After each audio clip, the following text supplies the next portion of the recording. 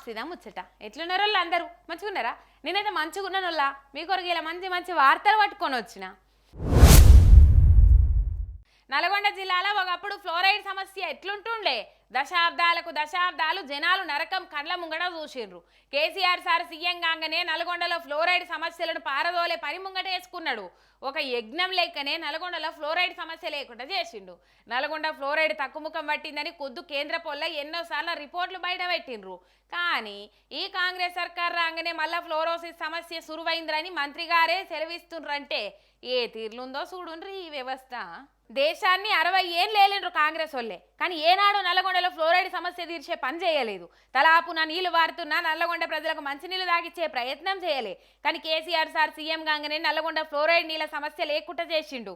2014 తర్వాత కాలంతో పోటీపడి మరి 40-50 వేల కోట్లు ఖర్చు పెట్టి ఫ్లోరోసిస్ పీడిత ప్రాంతాలలో ప్రతి ఇంటికి మిషన్ భగీరథ పథకంతో స్వచ్ఛమైన తాగునీళ్ళు ఇచ్చింది కేసీఆర్ సార్ సర్కార్. ఫ్లోరోసిస్ పీడ నుండి శాశ్వత విముక్తి చేసిన గొప్ప నాయకుడు కేసీఆర్ అన్న సంగతి నల్గొండలో ఎవ్వలైనా కాదనలేరు. 2014లో తెలంగాణలో 967 ఫ్లోరైడ్ పీడిత ఊర్లుంటే 2020 సంవత్సరంల కల్లా ఒక్క గ్రామంలో కూడా ఫ్లోరోసిస్ లేకుండా చేసిన ఘనత ముమ్మాటికి కేసీఆర్ది కాదా? కేసీఆర్ సార్ మిషన్ భగీరథతోటి ఇంటింటికి మంచినీళ్ళు ఇస్తే ఈ కాంగ్రెస్ సర్కార్ వచ్చిన 9 నెలల్లోనే మళ్ళీ ఫ్లోరోసిస్ రక్కసి విజృంభిస్తున్నది.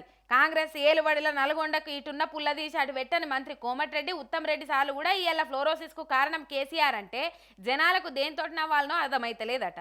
ఒకసారి కేంద్ర పొల్ల రిపోర్ట్లు బయటకు తీసి చదివితే అర్థమవుతుండే. కానీ అలా బండారం బయటపడుతుంది కాబట్టి కేసీఆర్ను బదనాం చేసి రాజకీయంగా లబ్ధి పొందాలి.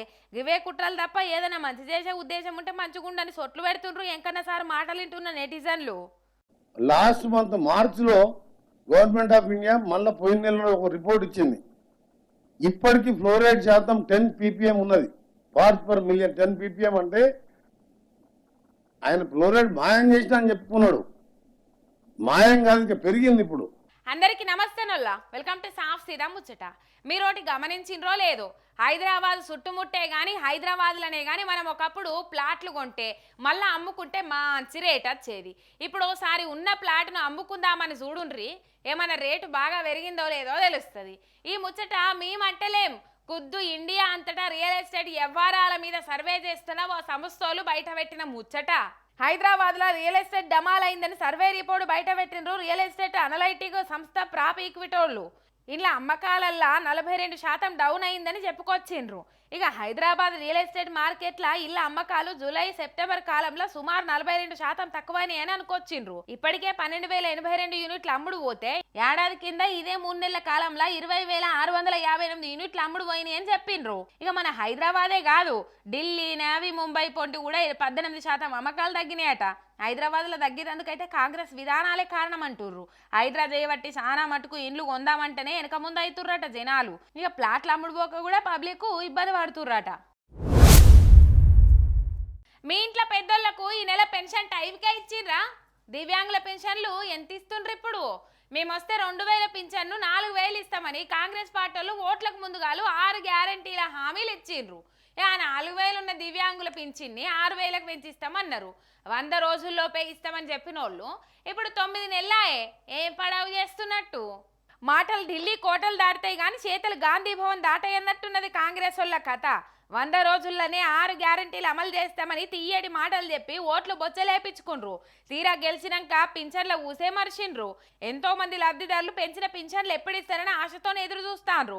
ఇటు చూస్తే సర్కారు పింఛన్లు అటకెక్కించినట్టే కనబడుతోంది. రాష్ట్రంలో ఏం తక్కువ 44 లక్షలకు మీదనే లబ్ధిదారులు ఉన్నారు. దివ్యాంగులు 5 లక్షలకు మీద ఉన్నారు. వాళ్ళందరికీ పింఛన్లు డబుల్ చేపిస్తామని ఓట్లకు ముందు మత్పరిచి ఓట్లు వేయించుకున్నారు. తీరా గెలిచినాక 9 నెలలు అవుతున్నా కొత్త పింఛన్లు ఇయ్యకుండా పాతయే కంటిన్యూ చేస్తాండ్రు. 2,000 రూపాయలున్న ముసలోళ్ళ పింఛన్లను 4,000 చేస్తామని అన్నారు. ఇక అది అటకెక్కిచ్చిండ్రు. 4,000 ఉన్న దివ్యాంగుల పింఛన్ని 6,000 చేసి ఇస్తామన్నారు. అది మర్చిండ్రు. వితంతులకు, వికలాంగులకు, బీడీ వర్కర్లకు, ఒంటరి మహిళలకు, కల్లుగీత కార్మికులకు, చేనేత కార్మికులకు, ఎయిడ్స్ బాధితులకు, డయాలసిస్ పేషెంట్లకు ఈ 4,000 పింఛన్లు ఎప్పుడు ఇస్తుందో సర్కారు ముచ్చటే బయటికి చెప్తలేదు. ఇక లీడర్లను అడిగితే దాటించుకొని పోతాండ్రు. మరి ఇప్పటికైనా కొత్త పింఛన్లు ఎప్పుడు ఇస్తారో చెప్పాలని డిమాండ్ చేస్తారు లబ్ధిదారులు. సింగరేణి బొగ్గుగని కార్మికుల ముఖానికి బొగ్గు పసిపూసింది కాంగ్రెస్ సర్కారని మండిపడుతున్నారట సింగరేణి కార్మికులు. కొండంత రాగం తీసి గోరంత పాట వాడిండని బగ్గుమంటున్నారు కార్మికులు. ఇక కార్మికులకు ఇవ్వాల్సిన లాభాల వాటా 1550 కోట్లయితే 790 కోట్ల ఇచ్చి నోట్ల దుబ్బబోసిందని అంటున్నారు. ఊరిచ్చి ఉసురుమనిపించిండ్రు సర్కారోళ్ళను సింగరేణి కార్మిక లోకం సలసల మసులుతుందట. నిన్న సింగరేణి కార్మికులు లాభాల వాట ప్రకటించింది కదా సర్కారు. అయితే వచ్చింది పేలపుండంత అయితే ఇచ్చింది ఆవగింజంత అని గరమైతుర్రు కార్మికులు. ఇయ్యాల్సింది 1550 కోట్లయితే ఇచ్చింది 794 కోట్లే అని నిట్టూరుస్తుండ్రు. దీంతో ఒక్కో కార్మికునికి సగటున 2 లక్షల లాస్ అవుతున్నామని కుతకుతమంటుండ్రు. సింగరేణి ఏరియాల 12 మంది కాంగ్రెస్ ఎమ్మెల్యేలను 4 ఎంపీలను గెలిపించినందుకు మంచి ఇనామే ఇచ్చిండ్రని గరమైతుండ్రు. కేసీఆర్ ఉన్నప్పుడే నయం మంచిగిస్తుండే, అసొంటిది 50% కోత పెట్టి లాభాల వాట ప్రకటించి ఇంకేందో తెచ్చిస్తున్నట్టు బిల్డప్పుడు కొడతారా అని రేవంత్ సర్కార్ మీద కార్మికులు చిర్రుబుర్రులాడుతాండ్రు. కంపెనీకి డబుల్ ప్రాఫిట్ చూపించినందుకు ఇంత దగా చేస్తారా అంటూ కన్నెర్ర చేస్తుర్రట. కార్మికుల కష్టంతో కంపెనీకి అదనంగా 4700 కోట్లు వస్తే కార్మికులకు 50% కోత పెట్టి లాభాల వాటా ప్రకటించింది సర్కారు. ప్రతి ఏడాది లాభాల వాటా పెంచుకుంటా గత సంవత్సరం ఇచ్చిన లాభాల వాటల మాత్రం సగం కోత పెట్టిరని లబోదిబోమంటున్నారు. నిరుడు 2222 కోట్లు లాభాలు వస్తే కార్మికులకు వంచిన వాటా 710 కోట్లు. ఈ సంవత్సరం 4701 కోట్లు లాభాలు వస్తే కార్మికులకు వంచిన వాటా 794 కోట్లు. ఎగిరి దంచిన గంతే కూలి, ఎగరక దంచిన గంతే కూలి అని నిలదీస్తుండ్రు. ఇక కాంగ్రెస్ వాళ్ళను సింగరేణి కార్మికులు అందరం ఎక్కించుకుంటే వాళ్ళను కూడా అందరి లెక్కనే డోకా చేసింది సర్కార్ అని మాట్లాడుకుంటున్నట ఈ సంగతి తెలిసిన వాళ్ళు. ఇగో ఇవ్వల్ల ఇలాంటి సాంస్థిత ముచ్చట్లు ఎట్లున్నాయి, మస్తుగున్నాయిలే. మళ్ళీ ముచ్చట్లే పట్టుకొని వస్తుంది మీరేక. అంతవరకు మీరు చూస్తూనే ఉండరు మీ మిర్రర్ టీవీ శనార్థి.